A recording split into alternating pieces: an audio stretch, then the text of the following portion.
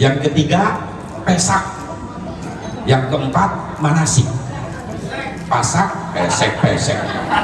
Satu ngomong tadi kayak gitu. Ya iya, orang bilang pesek, hidung saya langsung pak, aman, bluetooth aktif ini itu. Udah Bu, yang liatin hidung saya.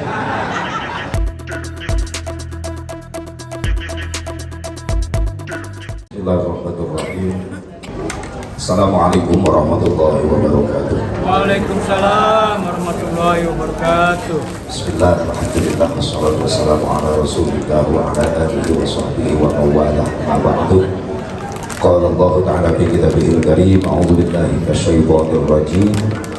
Wa tazawwadu fa inna khairaz zadi taqwa wattaquni ya ulil albab. Qala Nabi sallallahu alaihi wasallam, man jaa hajjan yuridu bihi wajha Allah kharaja min dunubihi kayawmi waladathu ummuh. Langsung aja Bu, saya ingin nambah. Sebenarnya ini wawasan udah banyak, masukan-masukan dari guru-guru kita sudah banyak buat bekal kita. Yang penting bagi yang pemula, bagi yang baru ke sana, jangan sungkan-sungkan nanya kepada pembimbing-pembimbingnya. Itu aja.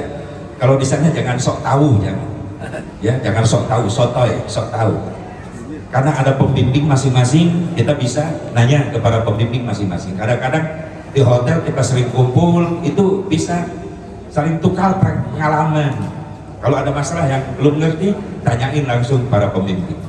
Insya Allah dengan MMS, saya dari perjalanan umroh dari 2013 dengan MMS sampai sekarang, ditutup kemarin saja waktu corona lahir, ya lahir corona, sekarang udah hilang. Kalau ada yang nyebut corona masih ada, itu bid'ah dolalah.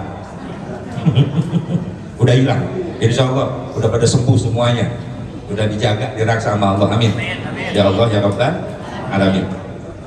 Nambahin sedikit buat perbekalan ibu bapak semuanya, bagi yang udah ke sana jadi tambah kuat lagi. Pertama, siapkan pasaknya. Kalau kata orang Sunda pasek, kita bilang pasak, pondasinya. Yang kedua pisik, yang ketiga pesak, yang keempat manasik. Pasak, pesek. Satu ngomong tadi kayak gitu. Ya iya, orang bilang pesek, hidung saya langsung pak, aman, bluetooth aktif ini itu. Udah Bu, yang liatin hidung saya. Saya kayak gitu kayak mereka harap liang nakahan. Ya daripada hidung mancung lubang ke atas repot. Musim hujan ngerebek terus. Udah Bu, saya tong pipilin ngomong gerang jadi kagok kayak gitu. Yang pertama apa Bu persiapannya? Pasak, pondasi. Apa yang disebut pondasi di sini buat para calon tamu Allah? Niat. Segala sesuatu urusan perkara yang kita akan lakukan tergantung niat. Ibu bapak ke sana mau apa sih? Yang benar. Niat di sini ibadah, datang ke sana jadi gegabah.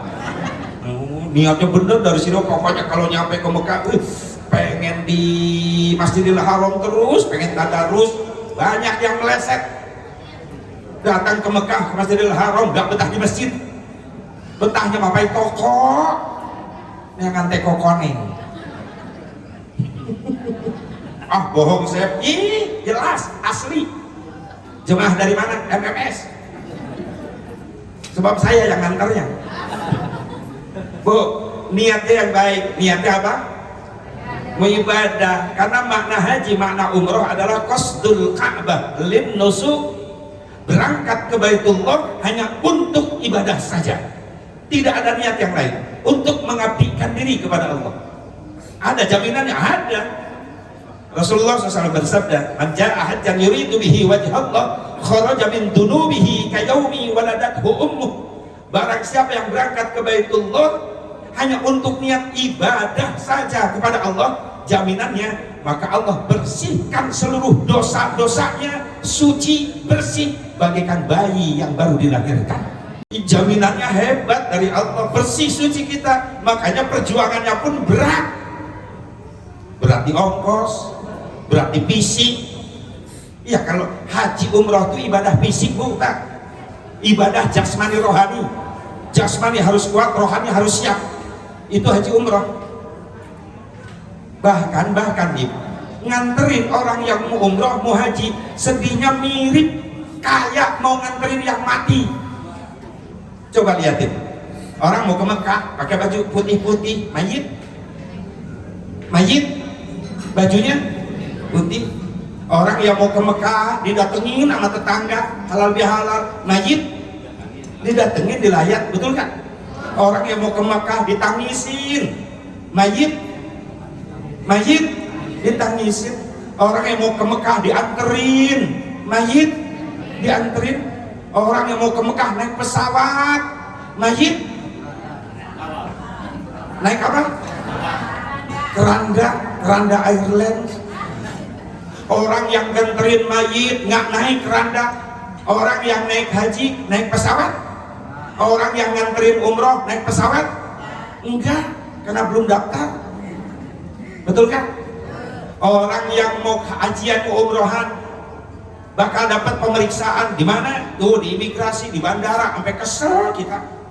Diperiksa paspor, diperiksa kesehatan. Oh, lulus, bagus, tiketnya asli, paspornya asli, visanya ada, perlengkapan perbekalannya tidak ada yang membahayakan, sehat, lolos, nikmat. Kalau persyaratannya beres, kita nikmat bertemu dengan Baitullah, kita nikmat bisa membaca salam, sholawat di depan makam Rasulullah SAW. Tapi ingat, kalau syarat-syarat kita palsu, paspornya palsu, tiket belum ada, dicek kesehatan ada penyakit, malu. Pagi-pagi udah ngerepetin tangga sekampung ngikut nganterin, maghrib balik lagi. Kata tetangga, cepet amat dari Mekah. Mayit pun begitu, ada pemeriksaan di mana? Di bandara alam barzakh. Al-qabru awwalu manazilil akhirah. Kubur adalah pos pertama untuk menuju akhirat. Kalau persyaratannya bagus, lolos dari pertanyaan munkar dan nakir, insya Allah di yaumil mahsyar kita nikmat bakal bertemu Allah, bertemu Rasulullah SAW. Tapi kalau syaratnya jelek, matinya su'ul khotimah, bahwa dosa, ketika hidupnya ada ibadah, gak pernah taubat, maaf, dipermalukan orang itu di yaumil mahsyar, di depan Allah, di depan Rasulullah. Na'udzubillah min dzalik. Niat yang pertama harus kuat fondasinya, bahwa niat kita ke sana hanya untuk ibadah. Yang kedua, syaratnya apa? Persiapannya fisik. Pertama pasak, kedua fisik. Fisik harus siap. Tawaf, Bu, maaf, 7 putaran itu ada yang 2 jam. Jalan kaki itu tawaf. Paling cepat ada yang 1,5 jam. Apalagi kalau jamaah lagi membludak itu tawaf, masya Allah, terasa lemesnya di fisik kita. Terutama kaki, betis, kadang-kadang telapak kaki terasa tipis ketika nginjak marmer halaman Masjidil Haram. Fisik itu. Tawaf melilingi Ka'bah sampai ada yang 2 jam. Fisik terasa. Belum sa'i, dari tawaf sa'i, Safa Marwah itu 400 meter bolak-balik, 7 balik, berarti 3 kilo kurang lebih itu jalan. Harus siap fisik. Makanya minta doa sebelum berangkat sama tetangga, minta maaf, minta ampunan dulu sama orang tua. Kenapa? Resikonya mati, resikonya nyawa. Haji umroh itu ibadah fisik, ongkosnya mahal, resikonya nyawa. Banyak kejadian yang nggak pulang lagi ke Indonesia, termasuk jemaah MMS.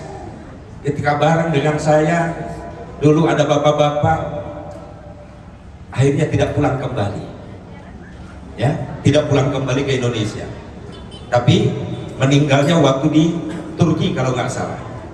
Akhirnya Guswa dari travel mempersiapkan kargo untuk membawa mayit. Orang lain pulang pada sukacita, ceria, keluarga almarhum menyambut di bandara dengan sedih. Makanya berangkat harus saling memaafkan dulu. Ada istilahnya halal bihalal walimatus safar umroh, saling memaafkan. Karena ini ibadah fisik. Sekali lagi, pasak fisik, ya, jalan kaki, banyak jalan kaki di sana. 400 meter sa'i kali 7, hampir 3 kilo lebih. Makanya maaf ibu yang dari Bekasi, dari Tengarang, dari mulai sekarang coba belajar jalan kaki jauh, nyobain lah Tangerang Cikampek bolak-balik coba. Maksudnya dari mulai sekarang jaga kesehatan kita. Untuk apa? Fokus untuk ibadah kepada Allah. Ya kalau dia kadang-kadang ada jemaah, kalau giliran diajak ke Masjidil Haram, ayo jemaah, nanti saya justru saya lagi mau nyantai dulu nih. Pasti masjid nggak ada tuh orang. Giliran diajak belanja, semangat banget. Orang Pak Haji biasa cari perpadan di Turki. Oh saya ikut. Masya Allah, niatnya mau apa sih? Mau ibadah, mau shopping. Fokus kita mau ibadah. Niat mau ibadah, fisik siapkan buat ibadah. Apalagi nanti ada dengan MMS itu suka ada jurit malam bagi yang muda-muda. Jurit malam kemana? Ke Jabal Nur, Gua Hiro. Itu naik dari bawah ke Jabal Nur, Mekah, sampai ke Gua Hiro itu ketinggian 642 meter. Batuk semua. Ini bagi yang muda-muda, yang tua jangan. Yang muda-muda itu berangkatnya pada sholat isya dari Masjidil Haram. Jadi kita suka jurit malam itu jam 10 malam karena naik dari dasar gunung sampai ke puncak gunung itu 2 jam naiknya. Balik lagi sampai 2:30 ke hotel persiapan untuk ke sholat subuh ke Masjidil Haram. Itu ada nikmatnya. Kalau ada yang muda-muda itu pasti ikut semuanya. Yang tua-tua jangan, ya dengerin ceritanya aja dah.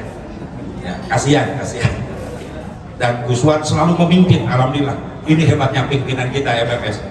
Jurit malam, masya Allah 462 meter, 642 meter. Gus Wan tuh berangkat dari hotel, udah nungguin di dasar Jabal Nur di bawah, kan ada warung-warung kopi di sana. Saya datang, jamaah udah siap, siap Gus Wan, ayo kita naik. Yai di depan mimpin jamaah yang mau naik.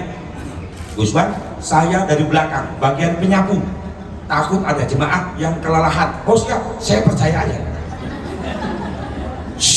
Berangkat saya, udah 2 jam nyampe, nungguin saya di puncak. Ustadz yang ikut saya kontak, jemaah kuklit, Gus Wan di mana? Gua ada. Kemana? Gua tahu. Datang jemaah ke belakang, baru datang. MMS kan? Ya Pak Haji, masa nggak kenal? Kan 2 kamar, tetanggaan sama Pak Haji di hotel. Saya yang sering ngasih rokok sabun ambil sama Pak Haji. Nah, yang udah begitu Pak. Ya sekedar mengingatkan. Kita kan harus saling memberikan wasiat Pak.